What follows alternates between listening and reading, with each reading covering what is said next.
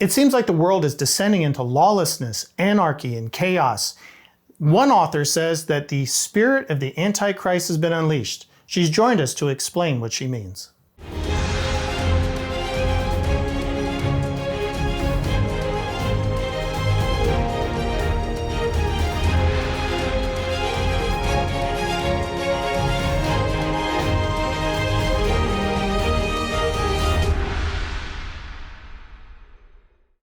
Folks, it's my great pleasure to have Jan Markell of Olive Tree Ministries with us. She's the hostess of Understanding the Times radio program. She's also a contributor to this book, Lawless, which both Dr. David Reagan and myself contributed chapters to.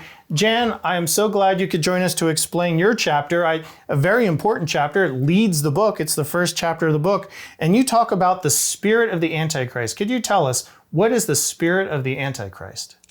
Well, Nathan, thank you for having me. And I've watched the spirit of Antichrist sort of be unleashed probably in 24 cities across the world in the last year or so. Interestingly enough, I operate here in Minneapolis, Minnesota, and I believe the worst of it started here in May of 2020 with the George Floyd incident. And from there, it skipped from city to city, literally around Australia, parts of Europe, all over the world. People were demonstrating that you saw the lawlessness, the turmoil, the downright rebellion against any kind of authority. And I believe that's all part of the spirit of Antichrist that's been unleashed by the devil because he knows his time is short, because the globalist empire, I believe headed by the World Economic Forum and others, is in high gear to get things going, a one world system. And so this Antichrist spirit had to be unleashed, and they played off of this incident I've referred to out of Minneapolis in May of 2020. And now it has, well, all of your listeners, all you have to do is turn on the news for one night and it'll be front and center. So it seems like the spirit of the Antichrist then is a lawlessness and a rebellion against authority with a desire to rebuild the world into a global empire, so to speak, right? Yes, and that's been outlined in the Bible. It started in Babel, and it's gone right through society for 5,000 years. Today, it's characterized by the deep state, by secret societies, by the open borders crowd, international bankers, the media, Marxist groups, socialist groups, the religious left, Soros-funded outfits, the environmental outfits, Bill Gates and those who are pushing for vaccines. All of these entities have come together in I would say the last year or two, probably the last 10 years, but really a culmination in the last year, primarily because of COVID. That was the opportunity they couldn't let go to waste. And they took advantage of this COVID crisis. And my goodness, we have global government right over the horizon. What do you think their agenda is to accomplish that? Well, they're certainly going to use expanded government. And that is kind of why I was not surprised to see the loss of Donald Trump, saddened by it because he was an America First guy. And their number one goal for 4 years was to get him out of the picture because he's an America First, a nationalist, not a globalist. And he said that in 2016. He said, I'm here to look out for Pittsburgh, not Paris. And that was a signal to the globalists that he was not going to play their game.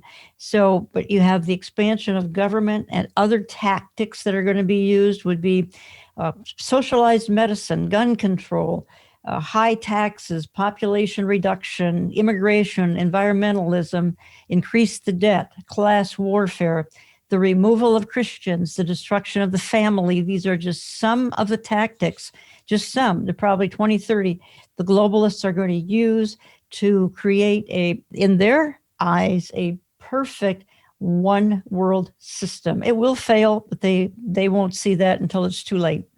It's interesting how they kind of cloak this system. For one, safety and security, which protects us from COVID, multiculturalism and environmentalism seems, and it all sounds wonderful. And I have youth all the time who will write in and to the Lamb and Lion Ministries, and they'll say, well, socialism sounds wonderful, and don't we want to protect our environment? But those are the cloak for a bigger agenda, right? To get us to that one world government who will eventually be ruled by the Antichrist. Yes, and what we're going to see here with a new administration in Washington is that they're already trying to get people very dependent on government, very, very dependent on almost a socialist system in America, so that they can then move into the globalism, which is disheartening. Can we turn this around? Maybe God intends this to be just a short season of their efforts, but I don't think so. I think global government is right over the horizon, but you know what has to happen first, Nathan? The church has to go before there can be any form of global government. Amen. I love Psalm 2. It reads, Yes. Why do the nations rage and the people plot a vain thing? The kings of the earth set themselves and the rulers take counsel together against the Lord and his anointed one, saying, Let us break their bonds in pieces and cast away their cords from us.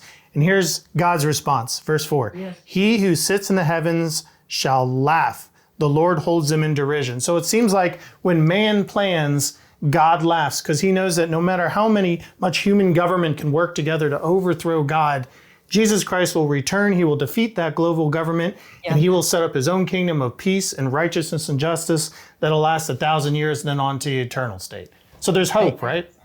Absolutely, there's hope. For the Christian, there's ultimate hope. For the Christian, we should not be discouraged by anything that we see going on, even in the news, which is very dark these days. No, we have a glorious future that is totally outlined in the Bible. And I encourage folks to stick in the Bible, particularly as times grow dark.